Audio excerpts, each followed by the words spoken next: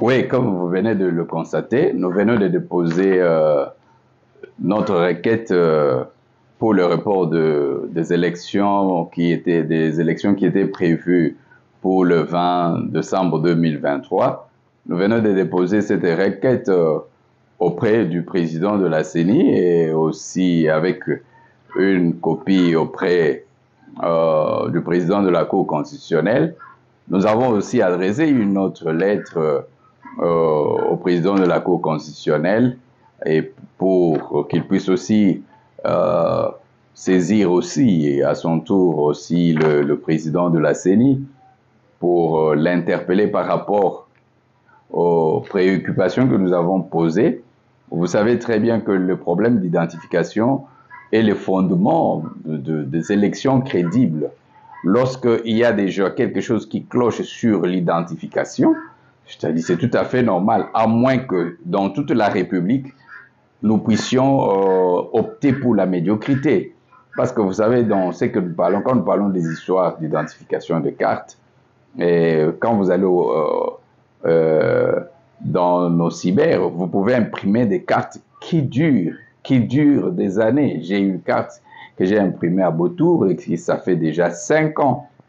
Alors, avec les moyens alloués à la CENI, accepter dans un pays où des gens se prennent au sérieux et où on voit les députés sont là, on voit tous ces mondes avec tous les Français, toutes les connaissances qu'ils ont, accepter que nous puissions aller aux élections avec ces genres de cartes, c'est que le Congo est dans le problème. Si nous allons aux élections avec ces cartes, c'est que le Congo a un sérieux problème.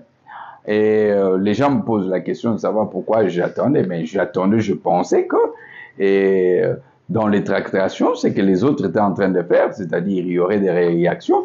Mais c'est qu'on a constaté qu'on était d'accord que le président Kadima puisse seulement expliquer des choses. Il n'y a pas d'explication. Quand le problème d'identification, la carte d'identification pose problème, j'ai été plusieurs fois à la banque, j'ai vu comment des personnes qui étaient en difficulté de retirer de l'argent, en difficulté même quand ils avaient des personnes malades. Donc, vous comprenez déjà. Alors, comment est-ce qu'on va procéder? C'est facile, si c'est facile à Kinshasa d'obtenir les duplicataires, c'est pas facile dans les provinces. Et pourquoi on doit aller continuellement chercher des duplicateurs alors qu'on n'a pas perdu sa carte d'électeur? Nous avons les cartes de Nanga que Nanga avait imprimées. Ça a mis le temps que ça pouvait mettre. Il n'y a rien qui justifie le fait que on puisse avoir des cartes de mauvaise qualité. Il n'y en a pas. Et ça, c'est c'est-à-dire c'est l'identification et le fondement, même la base des élections crédibles. Quand l'identification pose des doutes, c'est mieux que nous puissions arranger d'abord. Dans le temps de Kabila, il y a eu le glissement, et dans le glissement, il y a eu certains arrangements. Vous savez qu'il est plus facile de procéder à un arrangement, c'est-à-dire consulter les politiciens et à trouver des points d'entente pour que les élections soient prolongées de quelques mois, le temps que on puisse arranger toutes choses. Mais plus difficile de maîtriser la contestation. Une contestation issue de problèmes d'identité. Parce qu'il suffit qu'on proclame un candidat et tout le monde se lève pour dire que non, c'est moi qui devrais, c'est moi, parce qu'il y a eu quatre. On ne peut plus contrôler en ce moment-là. Alors, le peuple congolais, nous avons le choix à faire. Le choix à faire, c'est d'aller aux élections avec ces cartes-là, comme ça y est, et s'attendre à une contestation que nous ne pourrons pas maîtriser. Et ça sera le bain de sang, même dans Kinshasa. Ça sera le bain de sang. Oui, il y aura contestation. Vous avez suivi l'abbé, le monseigneur, le cardinal Ambongo. Je vous ai dit cette histoire qu'au fait, on tire, vous voyez, cardinal Ambongo, donc, ils sont préparés pour les désordres, pour la guerre, pour le sang. Quand il dit, donc, dans le sens, on organise les élections, non, ça sera encore comme ça. On n'organise pas, ça sera. Donc, en fait, nous sommes dans une logique où il y a un candidat avec des partisans qui veulent à tout prix qu'il y ait les désordres. Mais nous n'allons pas aussi leur donner, c'est notre devoir. L'article 64, quand nous parlons de l'article 64, c'est aussi dévier les méthodes et les stratégies engagées pour mettre l'État, le pays dans l'insécurité.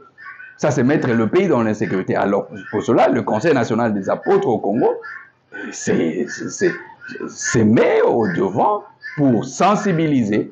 Notre devoir, c'est d'éclairer, d'illuminer et de sensibiliser. Et les autres acteurs politiques peuvent, en tout cas, si nous avons des intellectuels dans ce pays, je crois que la moindre des choses, c'est d'emboîter le pas, tel que le Conseil national des apôtres vient déposer l'acte. Donc, et les confessions religieuses, nous leur demandons aussi donc d'aller dans ce sens, de soutenir cette action du Conseil national des apôtres pour que les élections soient donc crédibles. Et il faudra que l'identification soit bien, soit des qualités, Donc, nous pensons que Denis Kadima pourra réagir positivement à notre requête. Nous avons réservé aussi une copie au président de la République. Nous pensons aussi que le président de la Cour constitutionnelle pourra contacter Denis Kadima pour lui poser le problème de ce qu'il a reçu comme correspondance. Nous avons réservé aussi une copie au président de la République pour la lettre que nous avons adressée au président de la Cour constitutionnelle. Alors, maintenant, c'est aussi à nous, le peuple, qui veut partir, qui veut sacrifier les membres de sa famille. Donc, écoutez, ce n'est pas à Denis Kadima, comme président de la CENI, de s'occuper de la sécurité. Mais en fait, la manière dont les choses sont faites, c'est la manière qui puisse allumer le feu dans le pays. Et nous ne pouvons pas accepter cela. Donc, je crois que plusieurs peuvent être d'accord avec moi. C'est-à-dire, ils disent, mais pourquoi avoir attendu? Nous sommes en politique, nous sommes serviteurs de Dieu, nous faisons des choses quand Dieu nous dit de le faire.